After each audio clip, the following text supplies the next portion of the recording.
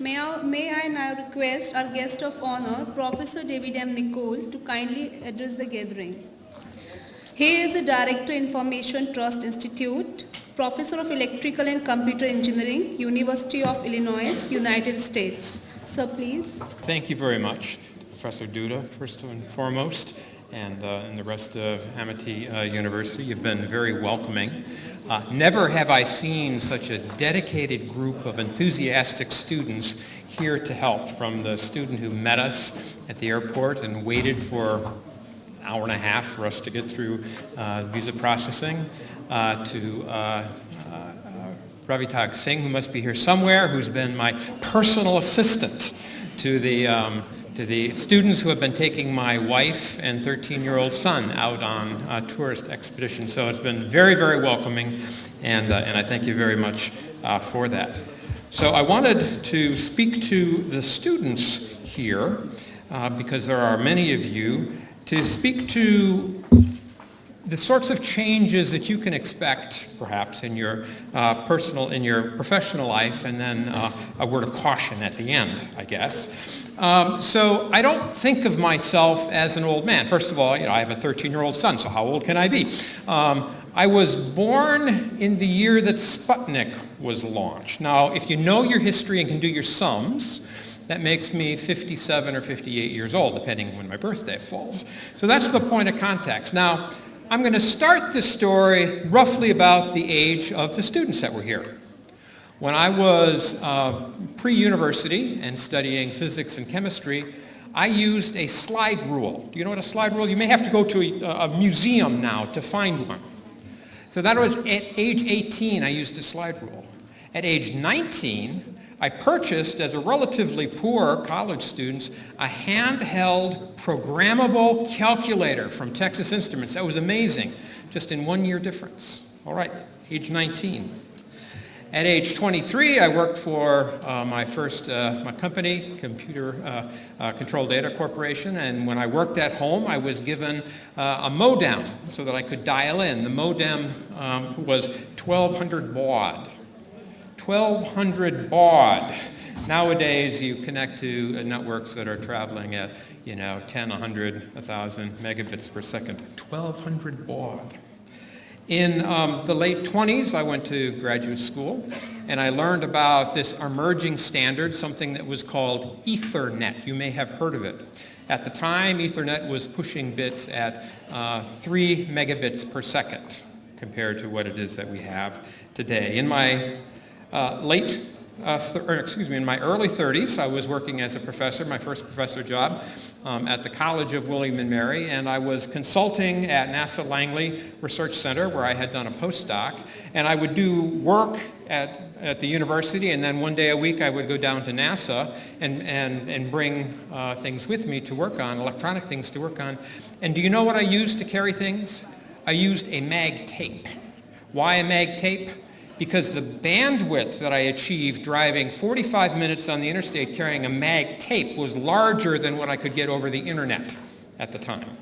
So that was in my early 30s. In my late 30s at William & Mary, we interviewed a faculty candidate who was doing research in this novel idea, which was to stream video over the internet and watch it on your computer. Imagine the possibilities. Well, that was then, and this is now. Also in the late 30s, I was working as a consultant for Bell Labs, where the problem that we were given was one related to cell phone frequency management. And how do you share frequencies when you have a large region and you have different frequencies allocated to different cells? To me, it was an interesting mathematical algorithmic problem. We talked to business people who saw this future when everyone would carry a phone around in their pocket and use it, and they would pay $50 or $60 a month for the privilege of carrying a phone around in their pocket. I thought they were crazy. I paid $20 for a telephone that I had on my wall. Why would I pay $50 or $60 for a cell phone that I'd stick in my pocket?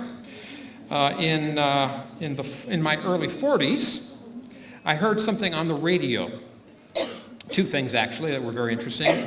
One was, it was the first time when I had heard on an advertisement a URL being used. Now, I had been using the internet for a decade, but the internet was for us. The internet was for scientists and engineers and academics. And people would use the internet, but there it was. It was on the radio. Also that same year, I heard a radio report on an emerging technology that had this amazing capacity to compress audio by a 10-to-1, 12-to-1 ratio and reproduce it in a very pleasant to the ear way. It was called MP3. I was 40 years old when that happened. See my notes here on my cell phone. Oh yeah, speaking of cell phones, that I thought was funny when I was in my late 30s and my 40s, I started carrying a cell phone around and started paying $50 and $60 a month for the privilege of having a cell phone in my pocket and internet also in my pocket. So when I was 50 years old, I got a passport from the United States government that had an RFID tag on it. That's when I bought a case for it that blocked the RFID from being used when I didn't want it to be used. The last couple of years, I've received credit cards that have RFID tags on it and bought a wallet that blocks the RFID from being used through that wallet. So that's just a snapshot of what's happened in my life, half of my working life, to enormous changes that have happened, and I think all of you students, you can expect the same. You can expect the same thing, a tremendous amount of change, so you need to be prepared to adapt, prepared to learn new things. I think that there are some exciting new technologies that are on the horizon that you may be encountered with. It's clear that the end of Moore's Law that has been foreseen for a long time is about there. There's only so far you can shrink things, and that means that we have to rethink how it is that we do computation at a very, very small scale. So there's something that's called stochastic computing, which is very interesting, which means that you do computation when you allow errors. You expect errors, but you reformulate the way that you do the computation to tolerate those things, because when you shrink things farther and farther down, you're going to get these sorts of errors. There's quantum communication. Now, quantum computing may happen in your professional lifetime. Quantum communication has happened and is happening. And that the utility of that is that with using entangled photons, it's possible to detect whether a message has been observed or not. And so this has ramifications in security. We have worked with one of the United States national labs in my own laboratory to evaluate the technology that exists. Software-defined radio. When you bring software to the physical interface, there are amazing things that can happen, and so you will see all of that. So the technologies that have happened and the technologies that are coming are amazing, but there are some things to be aware of. There are some dangers as well. I think that in free economies like Indians and the United States and others allow for rushing into the adoption of technology that will make money without having really thought through the possible consequences of these and to deal with those consequences later. So I'm somewhat concerned about the headlong rush to put all manner of financial things on your cell phone. Now, those of you that are in certain communities realize that periodically, every time there's a new operating system that comes out for the Apple or the Android, within a day or two, there are patches that you can apply to your phone so that you can put new applications on to get privileges that you couldn't get otherwise, or applications that Apple wouldn't let you put on otherwise. Though they happen within a day.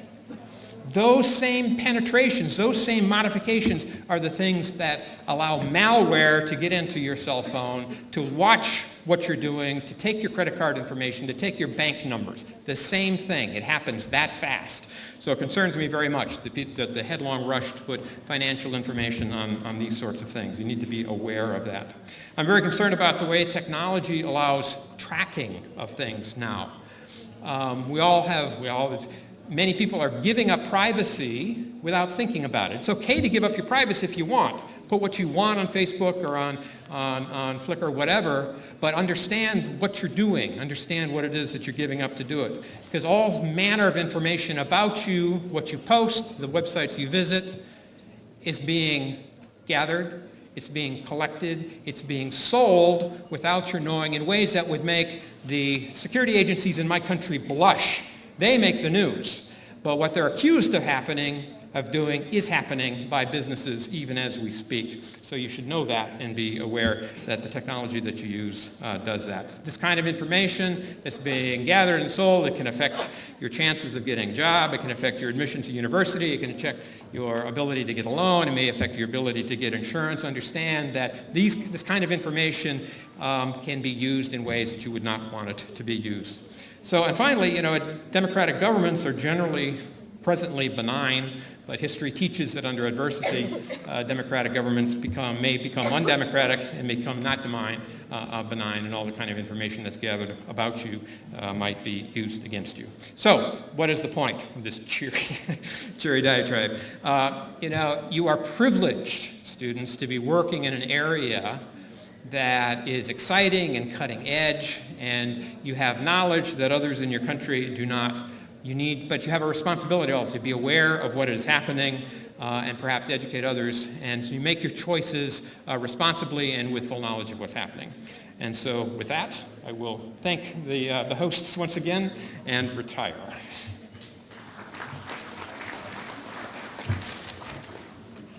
Thank you, sir.